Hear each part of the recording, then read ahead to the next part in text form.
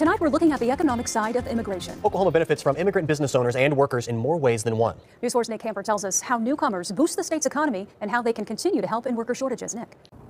Yeah, guys, the AG told me that Chinese and Mexican crime groups are now working together, and Oklahoma is at the center of that. I caught up with the AG on his way to the airport before he got to Washington, D.C. tonight.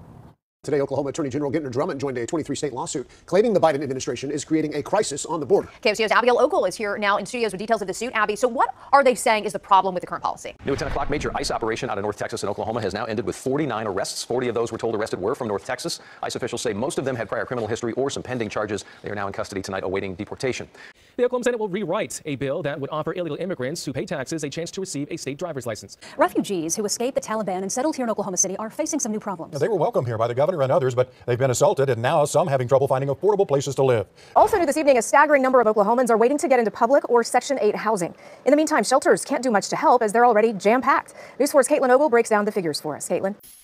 The majority of our Afghan refugees are big families requiring larger apartments, and those are harder for anybody to find right now. Oklahoma City's housing market is about a 98% occupancy. Immigrants represent billions of dollars in buying power here in Oklahoma. The conversation often focuses on southern border crossings, but there's also a need for blue-collar work that newcomers are willing to fill. Attorney General Drummond is not against immigrants legally coming to Oklahoma. On Wednesday, he'll testify to the U.S. House Homeland Security Committee on the impact of illegal immigration on Oklahoma's law enforcement. A couple things in this lawsuit, guys, and we know that AGs from 23 states, now including Oklahoma, say the current policy violates federal law as the government releases immigrants who have been cited for crossing illegally back into the United States. I don't feel like my bill is complete. With House Senate Bill 669 stands currently, illegal immigrants who pay taxes could receive a driver's license that's good for 4 years. When they come back to be able to renew their license in 4 years, they have to show 4 years worth of tax returns. Patrick Raglow with Catholic Charities VOCAC says refugees are also facing affordable housing problems. Many had high-paying jobs to support their large families back home. Sustaining a family of 11 on one income at $15 an hour is a hard problem to solve. Well, to fix this crisis, the executive director of the Oklahoma City Housing Authority says they'd need 4 times the units they have right now. Meanwhile, shelters around the city are hundreds of beds short.